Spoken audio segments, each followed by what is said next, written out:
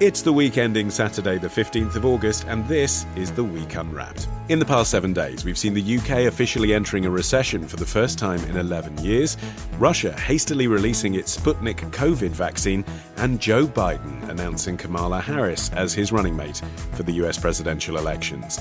But we're here to bring you some stories that passed under the radar this week. Big news, not making headlines right now, but with repercussions for all our lives. I'm Olly Mann. Let's unwrap the week. And joining me today from the week's digital team, Kari Wilkin and Mike Starling. And from Money Week, it's John Stepek. Kari, you're up first. What do you think this week should be remembered for? Are we loving our pets to death? Due to the COVID-19 lockdown, dog breeders in the UK have seen a huge spike in people wanting to own a pet. But many fear when things get back to normal, the dogs will be neglected. The Kennel Club has seen inquiries about owning a dog rise 180% from last year. And breeders are worried people are getting dogs for all the wrong reasons. For instance, to keep the children entertained, and not really taking into account the time and effort that goes into taking care of a dog from a puppy. That was the Viewer's Mercer Morrison reporting for MSN.com. You can find the whole story there. OK, Kari, so we're talking about pets. What's the story? This week, the RSPCA has launched an emergency fundraising appeal to tackle the double whammy of increasing call-outs to pets whose owners have been admitted to hospital with coronavirus. They're now averaging 790 a day. Plus, as we heard in this clip, this feared increase in abandoned animals as the realities of the costs and responsibilities of keeping a pet cause owners to have second thoughts. And other negative sides of our alleged love of animals are examined in a book that's coming out next month called Between Light and Storm, How We Live with Other Species, and that's written by the aptly named Esther Wolfson. And she looks at not only the negative effects of keeping pets, but more specifically the negative effects on animals themselves of practices such as selective breeding. And she argues that our relationship with pets has become increasingly warped as we try to create ideal animals according to the values that we rate most highly, such as cuteness or charisma. The Guardian actually published an extract from her book this week, and she discusses really about how, and this has been highlighted by many studies as well, how the importance of a species appearance is becoming increasingly important into determining its popularity with humans. And she suggests, as have many studies, that the childlike appearances of dogs such as pugs, for example, attracts us, which the appeal of baby-like faces is evolution's way of ensuring the nurturing of offspring. And it may work for pets as well. It may make us more likely to care for them, but it's also leading to selective breeding, which is having all sorts of terrible health effects for animals. In fact, a UK-wide survey in 2018 found that breeding and hereditary defects were vets' top animal health and welfare concerns. It's a growing problem. This doesn't strike me as tremendously new, though. Mike, we've known for a long time that human beings are attracted to attractive animals. That is just the way of the world. Selective breeding does bring about deformities and all the rest of it. This isn't news. No, it isn't. But I think if you look at the trends of the last few years, the breeding patterns have really changed. If you see a Hollywood celeb maybe having a Labradoodle, those sort of breeds have definitely increased. There's always going to be a breeding situation there. And obviously, I just think with kids like furry animals and they like cute animals, and I think that's never going to change. Yeah, this reference to kids is interesting, isn't it, John? Because a lot of the upturn we've seen in people looking to adopt pets during COVID-19 is because people have been at home with their kids. It might not seem great to animal lovers that you're getting a pet to keep your child occupied, but legitimately, it's a great thing for a child to get involved with. I think that there's a lot of pressure on parents generally to get pets for their kids. There's always this sort of slight sense that you're neglecting them in some way or failing to teach them something if you don't get them a pet or give them some exposure to a pet. From my own personal point of view, I'm not a huge fan of pets, both for selfish reasons and also because I actually think that there are a lot of kind of questionable aspects of keeping an animal, particularly something like a cat, which is incredibly lethal to the environment around it in terms of the wanton destruction of kind of bird life and things like that. So yeah, I think that we could do with moving away from that sense that having a pet is necessarily an absolute must for a rounded childhood. Suddenly I feel like one of John's kids, don't you, Kari? He's practiced that answer before.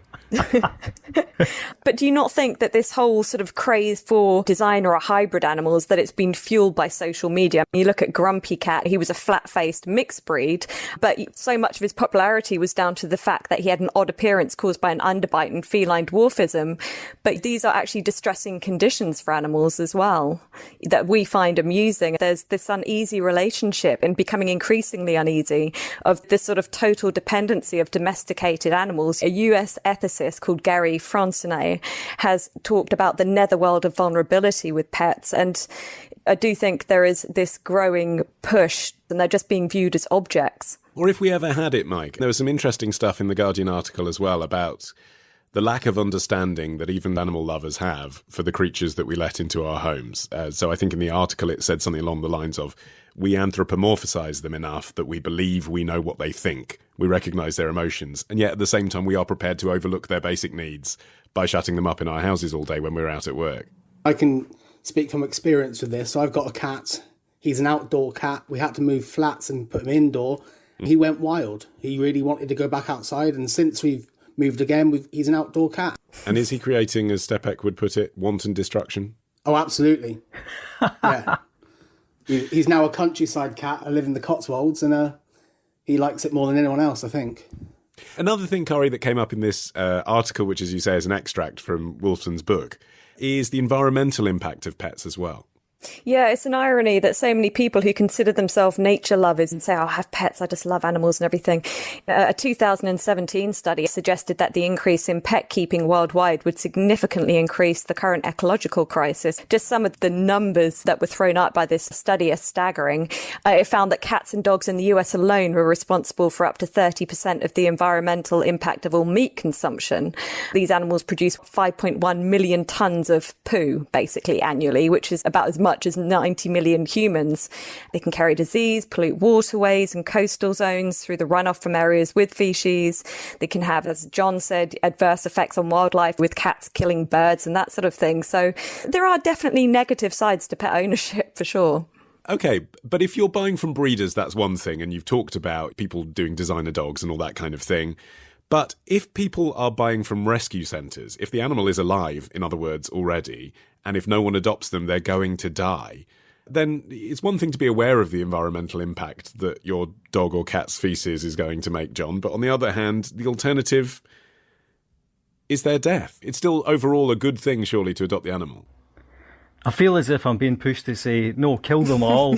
But don't tell my kids. Exactly. But no, obviously that's true. I think one of the problems is that we're kind of touching on it here, but if an animal's a pet already and it's been abandoned, then yeah, somebody should be looking after it. And the fact that we have such a big number of abandoned pets also shows the problem with treating them as fashion accessories. But there is something else, going back to the environmental thing for a moment. The way that we treat animals has definitely exploded. In terms of pet care, for example, a lot of the big pharma companies have got massively into veterinary medicine because it's such a massive growth market. Because these days, in a way, the same way that we can keep people alive for longer and treat things that we used to not be able to treat, it's exactly the same for pets. You can get treatments for things, like canine cancer, etc., that once people would have just said, oh, look, let's just put them down, but now let's keep going with this. And I think one of the interesting things here is that as we continue to spend more and more on the animals, even the pet lovers are going to find that the environmental footprint of these animals gets bigger and bigger. And it's the same with daft things like Halloween costumes for greyhounds and things like that. It's like they're sort of becoming almost like a real member of the family. And ironically, selective breeding is increasing these conditions and diseases that need treatment with all these medications. So you're going in a vicious cycle. Flat-faced dogs such as pugs, they often have breathing problems. Dachshunds, which are deliberately selected for short limbs and long backs, so suffer painful bone conditions. The list just goes on and on. But that doesn't mean you shouldn't give them ethically produced quality food, does it? What's the argument you're making? They've got all kinds of disabilities, so therefore give them off-cut. No, that's not what I'm saying. What I'm really saying is we should stop breeding these animals into weird and wonderful shapes for our amusement and give them ethically sourced food. But why, if it makes people happy? We are top of the tree. It might feel unpalatable to say so. We do get to choose the rules because we run the world. And people do like dogs and cats. There are innumerable studies that you could put against all the studies that are quoted in this book, which show the improved mental health of having cats and dogs around. Sure, it's great for humans, but just let cats and dogs be cats and dogs as nature created them to some extent, rather than creating these weird hybrids. Mike? Yeah, if you're looking at loneliness during lockdown, it would have been quite a big thing for a lot of people having a cat or dog around. I saw Sky News report this morning, the Dog Trust says there could be up to 40,000 dogs abandoned in the coming months as a result of people buying puppies during the pandemic. There's the flip side to that. The old cliche, dog's not for Christmas, it's for life. But yeah, the dog's not just for lockdown, it's for life too. Buy a puppy searches on Google have increased by 166% since lockdown happened in March. And it seems like a good thing. More people are at home working from home. By the time you go back to the office and the new normal comes around, are they going to be unfairly treated by being left alone? And I'm sorry to point out your rank hypocrisy on this, Kari, but whilst you're here pushing this thesis, I know you are looking for a dog. I have a cat and I'm looking for a dog, all right. But I will love it and I won't get a mutated one. And I won't steal one either, because apparently there's been a huge uptick in animal theft. Yeah, but can I just say as well that the Mann family highly recommend chickens as pets. That's a new thing that we've been doing during lockdown. If you've got the space, of course. Is that a pet, though? Is it a pet? Yes. Yeah. And we've gone for... They are slightly genetically mutated because they're the ones that are bred for farming eggs, but we've given them a better life than they would in a battery cage. So what are you going to do? You can all have an egg next time I see you. John, who believes all puppies should be drowned. You're up next after this.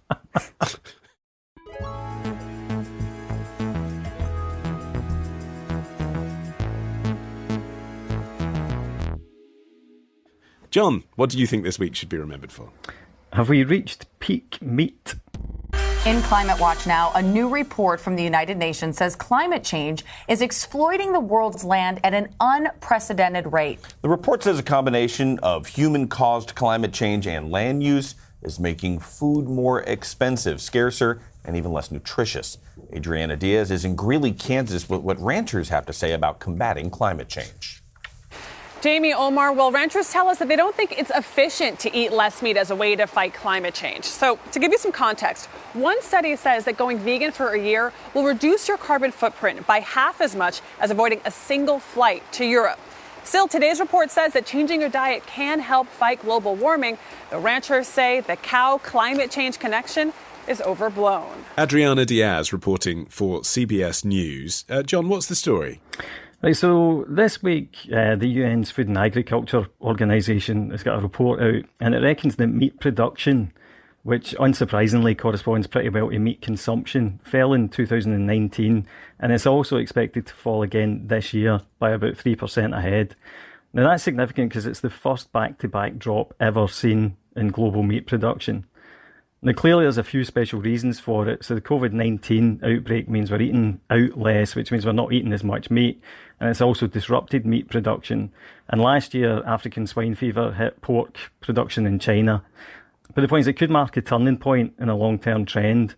And even if you want to take the overall idea that meat consumption as a whole might have peaked, it does seem that global production and consumption of beef, which is the most resource-intensive meat, has peaked. And if we reach that point, then basically there's lots of interesting implications for several things, but not least the environment. Hold on. I thought given the amount of new pets we're all being swarmed with, Kari, meat production was on the rise, but apparently that's not the case. No, apparently they're predicting also a 3% drop in per capita meat consumption this year, which would be the largest since at least 2000. So yes, this trend has been accelerated by coronavirus, but I think there are many factors behind it. As John was saying, environmental and animal rights concerns, health concerns. And I think we have been building up to this, and it will have major implications, most of which hopefully will be good. We've talked on the show before about how domestically vegetarianism is on the rise, veganism is on the rise. But this is a global story, John. If you haven't encountered the term before, peak meat is really a thing people are discussing. Yeah, I think what's interesting here is what it says about how terrible we are at forecasting trends, basically. So the argument's been for a long time that meat consumption will rise inexorably, and that's boiled down to three main assumptions. So one is that the population keeps growing. Two is that the population keeps getting wealthier. And the third one is that as the population gets wealthier, they'll eat more meat. And in particular, They'll eat more beef because that's seen as the premium meat. Now, you want to eat steak instead of chickens. But the reality is that doesn't seem to be the case. We've really overestimated forecasts for the growth in beef demand, and that's because a lot of those assumptions are questionable.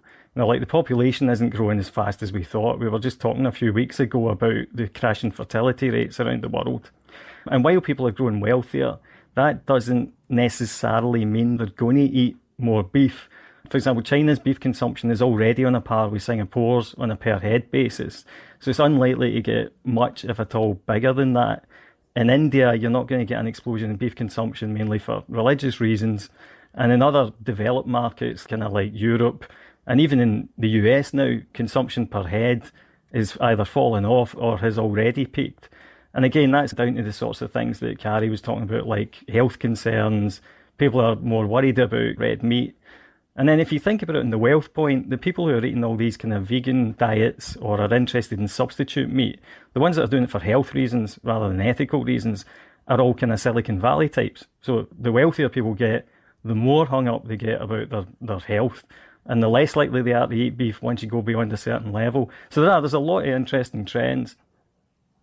But also, Mike, as John says, if beef is declining, you look into the graphs and you can see chicken is on the rise. And that's something that people buy very cheaply in chicken shops, for example, fried chicken, grilled chicken.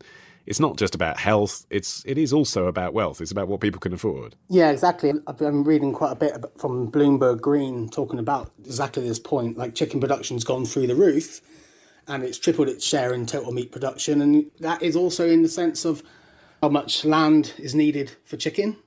The amount you can obviously breed on a plot of land compared to beef, there's obviously that side of things. And I think also if you just look at the trends worldwide, chicken consumption is going up in parts of Asia, and it could overtake pork as the number one meat being consumed in the world. So yeah, it's so many different reasons. And if you look at just the chicken, it's got to be the cost of actually breeding chickens compared to beef cattle has got to be absolutely enormous. Emissions from beef production are about 10 times higher than those from pork or chicken, and switching from cows to chickens, for example, would free up so much more land for crops. Grazing and providing animal feed for cattle accounts for about 60% of the world's agricultural land at the moment, so people are being forced to make this switch as much as choosing to, I think. John, what meat-producing countries, therefore, are going to lose out here if this trend accelerates, if we really have reached peak meat? And also, are there kind of veg and fruit and meat alternative producing nations that might win? One of the obvious losers, I guess, is Brazil. Obviously, that's the one you can associate with the mass production of meat. But as far as the actual winners go, I think we're more talking about almost, or certainly at the moment, the thing that investors are really excited about is these Beyond Meat type companies, or Impossible Burger and that kind of thing. I think about $1 billion or so, which is buttons in the big scheme of things, but is growing fast, has piled into these. And Beyond Meat went public, I think, last year, and its share price rocketed. So it's a very popular area at the moment. And that's partly because kind of Silicon Valley people are health obsessed and want to live forever, which I've got nothing against that idea. I'm maybe a bit sceptical about it. Well, that's it. If you're actually future gazing, Kari, bearing in mind what you were just saying, you would really, wouldn't you, be looking at chicken to invest in rather than these meat-free alternatives? Because and I'm not just saying this because I've just bought some pet chickens. Because at the end of the day, the meat-free alternatives, trendy as they are right now, are a processed food. And the long-term trend is against processed food. These meat-free alternatives, this market is expected to boom. It currently generates about $4 billion a year, but it's expected to reach almost $18 billion by 2025. So clearly the expectation is that there will be a big push that way. But I think just finding any alternative, there was a really high-profile study in 2018 that said Western countries need to reduce beef consumption by about 90% to avert a climate change crisis. So I think any of these alternatives, yes, they may be processed. What are the alternatives? There's been a push to persuade consumers to eat insects, for example. And this UN agency that came out with these new figures has actually been encouraging that since 2013. But we have to find something. But we know there's going to be an upturn, don't we, at the end of COVID, Mike, whenever that is, in the sense that when the pubs reopened and I went out for my first meal in 4 months, I ordered the burger. That's what you're going to do, because that's not what I'm making at home. No, absolutely. Looking at China in regards to The Lunar Festival this year, they reckon there was no festivities at all, and all the meat that was imported into China for that is still in frozen storage. So you've got to think there's probably the same sort of thing here. I've got restaurants in our family, and the tables are packed. Every table is full Monday to Sunday, and they're all eating good quality beef. The trend will come back that people are going to eat out maybe less, but when they do eat out, they're going to eat decent meat. Finally on this, John, from a financial investment point of view, you've talked about the trend in Silicon Valley, but what about pension funds and all those other things that you often bring up on the show? Are they taking note of this peak meat? This is a tricky one, actually, because all the kinds of trends that might come from it are not things that are easily investable, except for to specialists, for example. So you can buy into the price of lean hogs, and that was famously one of the commodities traded in trading places, the old 80s film with Eddie Murphy. But that's an extremely specialist market. And they're also very cyclical because, as you can imagine, COVID must be absolutely hammering meat prices just now because a lot of that stuff, it has been overproduced. No one's able to actually sell it. It is perishable. There's only so long that you can freeze a joint of beef before actually you have to kiss it goodbye. At the moment, I think it'd be extremely tricky to invest in the meat industry as a whole. But very crudely, might we see shares in KFC up and Burger King down? Dumb it down. Well, yeah, chicken shops are expanding. Yeah, and you never know, Ollie, your chickens may be worth something one day. You might be able to flip them on the open market. Okay, Mike, you're up next after this.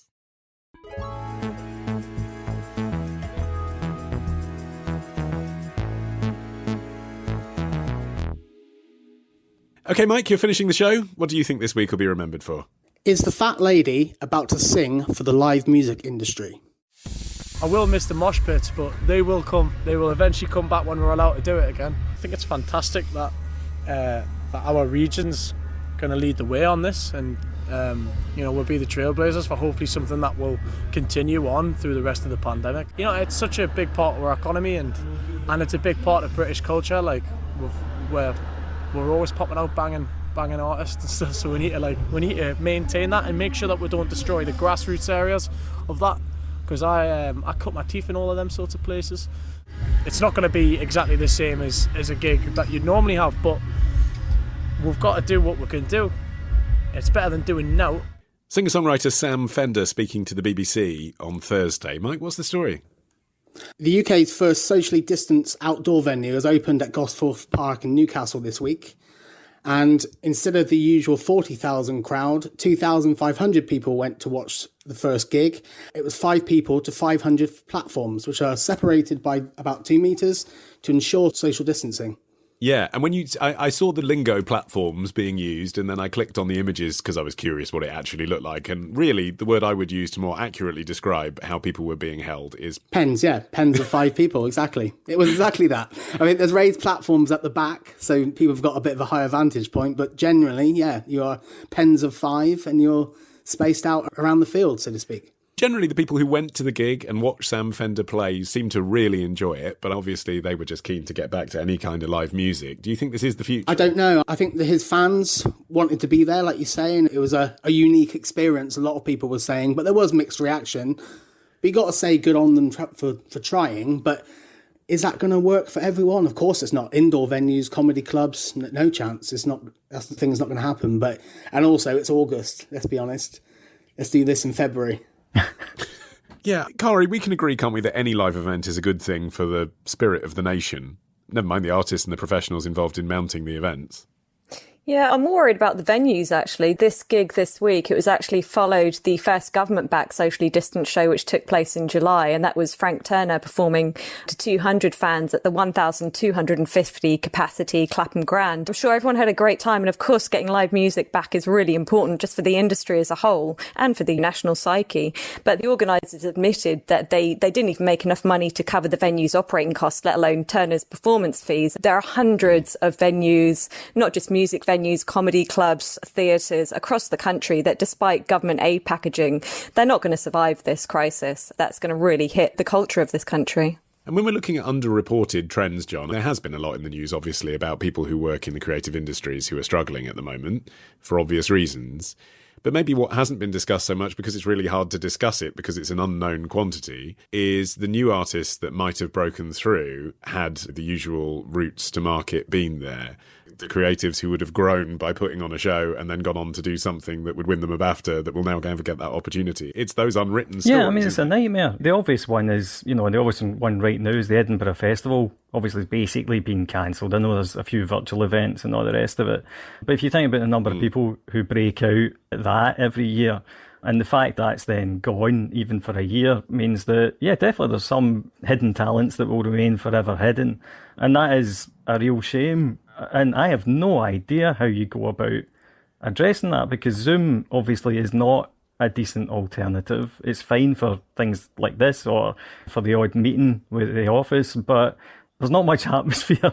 You wouldn't pay to watch the Foo Fighters play on Zoom any more than you would to watch a YouTube video of them. I'm a theatre fan. I usually go to the theatre once a week. I haven't been for 6 months for obvious reasons, and in fact I've just bought tickets to go and watch a mixed amateur professional production of a very boring Shakespeare play in an open air theatre, just because I'm craving seeing anything, whereas normally I wouldn't go and see that. So I understand the appetite for it, but the truth is the replacements for theatre, for example, just aren't the same. Watching YouTube videos of theatre productions that I've missed, I'm just not interested in watching. I'd rather watch films if I'm going to be sitting in front of a telly. And for live music, is there a better solution than this? Or is this as good as it's going to get? I was listening to an online debate called The Future of Live Music, which is aptly named, by the Music Research Group. And one of the panellists said that if you have these live gigs inside with a small crowd of about 50 or 100 maybe, to give the band something to play for, then maybe the online tickets for streams could help the atmosphere. But no, live sport is probably something I could watch on telly, but live music, no chance. I think having those people around you, and the band plays to the atmosphere, of course it does. Some of the best bands in the world, they don't like doing recording in the studio, they're a live band. And if you look at those sort of things, the industry is going to struggle. And really, it is talking about the grassroots. That is the absolute key. Because, yeah, you don't go straight to the O2 as a comedian or a musical actor. You play the pubs, you play the clubs, and some of the best, obviously the best bands in this country all came through that routine. Yeah, it's a fascinating comparison with sport, isn't it, Kari? Because much has been made of people wanting to get back to the football terraces, but actually you can stream a football match, get your family and friends round and have something like the atmosphere of being there, or you can go and stand in the beer garden. No one does that with live music. I think, as Mike was saying, our love of music, it just depends on that social interaction and sharing spaces with like-minded people and being sweated on by like-minded people. And I think these socially distanced things like this show that we saw this week, is better than nothing, but it's just not the same. And it is just going to hit bands. So many bands make their money from merchandising and touring in this era of Spotify.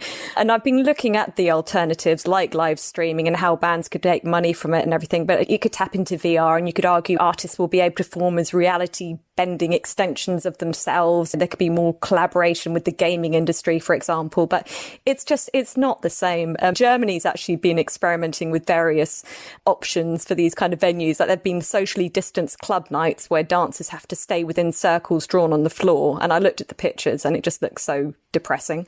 And like theatre performances where they're literally just uninstalling seats from theatres. But again, how are the theatres going to make money? And the worst I saw was drive-in raves where people sit in their car and honk horns and flashlights in time to live sets. But it's all just a bit depressing. One thing, because I'm like quite old now and I'm not interested in moshing anymore. The last couple of big concerts I've gone to have been stadium things where you sit down politely and you're seating the terraces and, watch the band about 20 miles away.